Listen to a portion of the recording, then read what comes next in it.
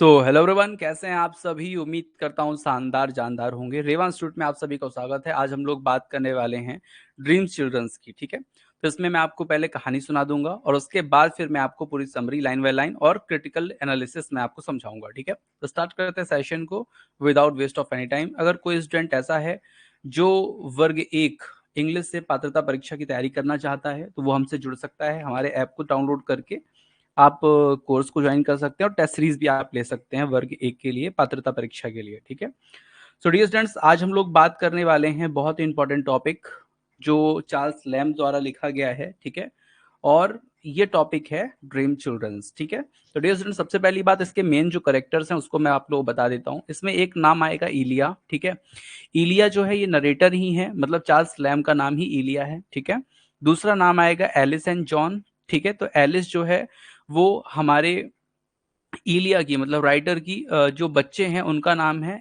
ठीक है, तो बच्ची जो है, बेटी जो है, उसका नाम एलिस है, और जो जॉन है वो है आपका उनका पुत्र। ठीक है, ठीक है, चार्ल्स लैम्ब का पुत्र।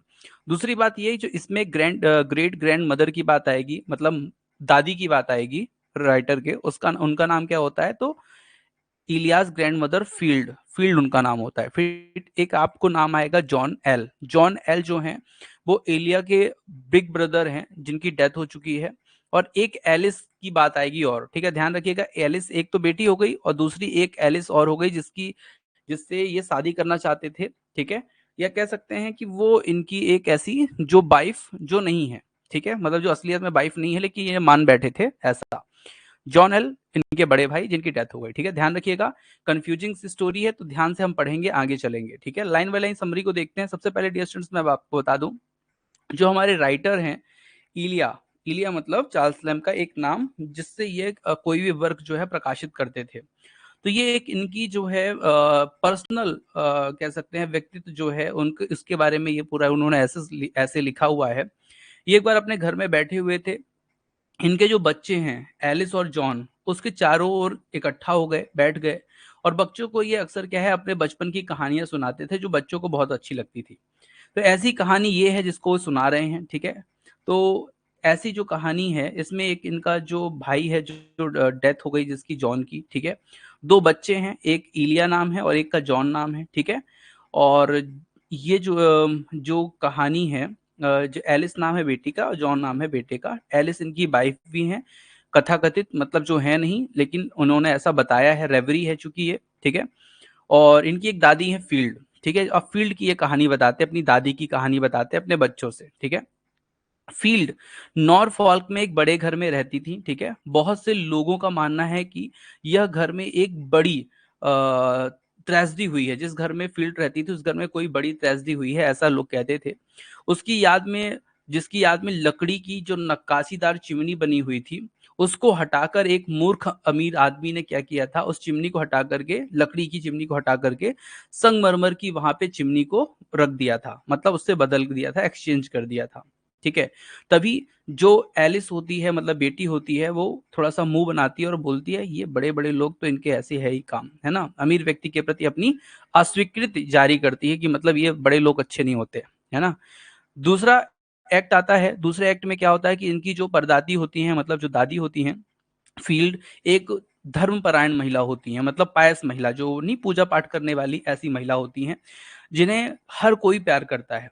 वह उस बड़े घर की मालकिन होती हैं। ठीक है, जिस घर में नॉरफॉल की बात हो रही थी, और उसी घर में वो अमीर आदमी जो है, अमीर आदमी ने इनकी दादी को, फील्ड को, उस घर के देख रेख का जो जिम्मा है वो सौंपा हुआ था।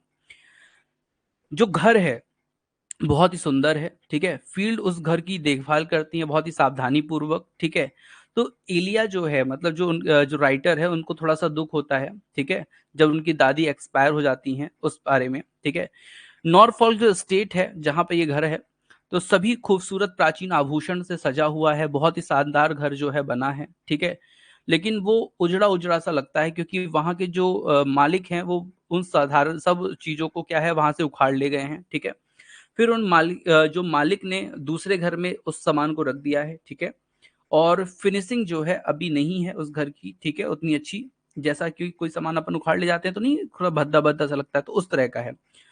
तभी जो युवा जॉन होता है, मतलब जो जॉन है, जो बेटा है वो जो है उसकी मूर्खता पे हंसता है। उस आदमी की, जो वो अमीर आदमी है जिसने ऐसा किया है, उसकी मूर्खता पर जो जॉन है वो हंसता है। ठीक है। फील्ड जो है, फील्ड का जो समुदाय है वो मतलब जो समुदाय बहुत ज्यादा सम्मान करता है, जो वहाँ के लोग हैं वो मिसेस फील्ड का बहुत ज्यादा सम्मान करते हैं। उनके अंतिम संस्कार में बहुत बड़ी संख्या में लोग पहुंचते हैं। ठीक है। जिसमें गरीब वर्ग भी है, जमींदार लोग भी उसमें क्या है शामिल होते हैं। उनकी धार्मिक आस्था विशेष रूप से प्रशंसनीय थी, मतलब वो धार्मिक, बहुत ज्यादा धार्मिक थी। वह भजन और बाइबल के कुछ हिस्सों की जो कहानियां होती है ना, वो भी सुनाया करती थी लोगों को। ठीक है। अपने खासकर नाती पोतों को तो जरूरी सुनाती थी। उन्हें व्यापक रूप से एक बेहतरीन नर्तकी के रूप में भी जाना जाता था, मतलब बहुत अच्छी डांसर भी थी।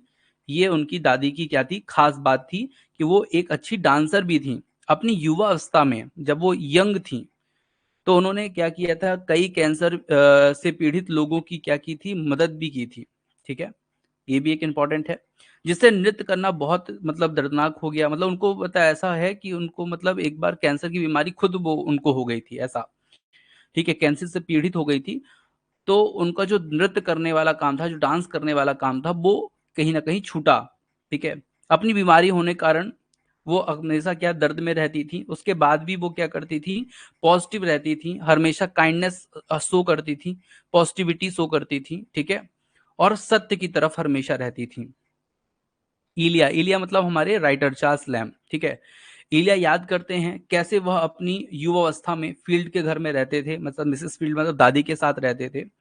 सी believes that she could see the ghost, वो बोलती थी कि दो बच्चों की आत्माएं मुझे दिखती हैं, दादी को दिखती हैं। ठीक है। और दादी जो है, दादी को वो आत्माएं जो है किसी प्रकार से नुकसान नहीं पहुंचाती हैं, क्योंकि दादी निर्दोष है, इसलिए उनको कोई भी वो आत्मा जो है नुकसान नहीं पहुंचाती हैं। युवा जो उस समय जो इलिया होता है, मतलब जो इलिया है, मतलब जो हमारा राइटर है, वो बहुत यंग होता है उस समय।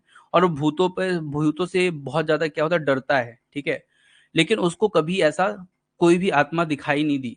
ठीक है। इन्फेंट मतलब बच्चों की आत्मा दिखाई नहीं दी, लेकिन वो डरता फिर भी था। ठीक है।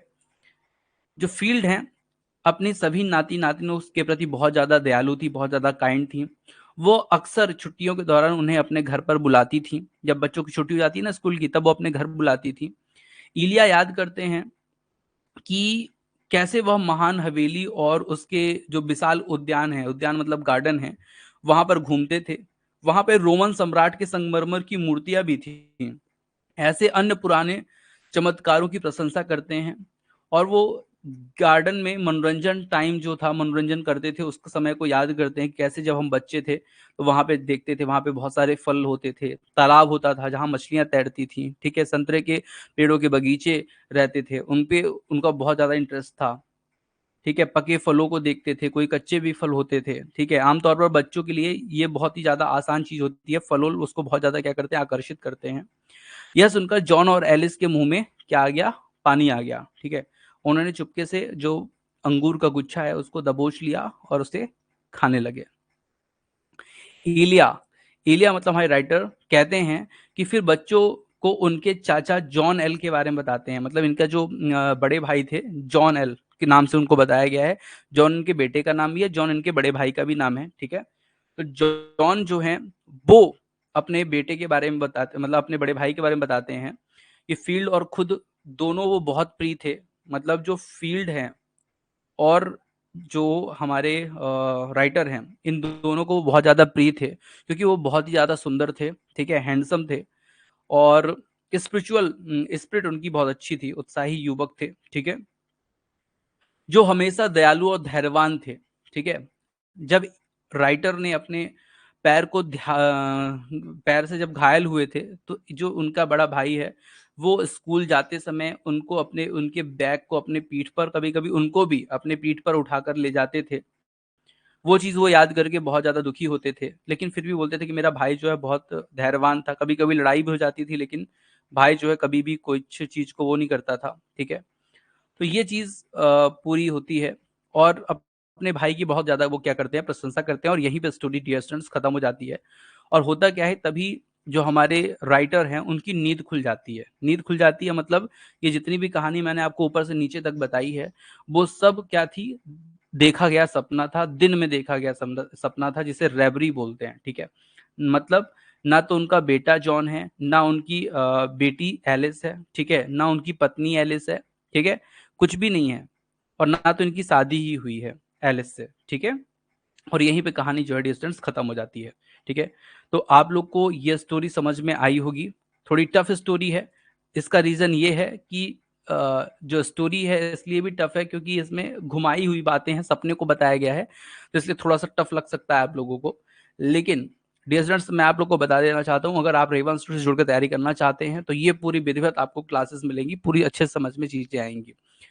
अब मैं आप लोग को बता दूं, जो पेड कोर्स वाले हैं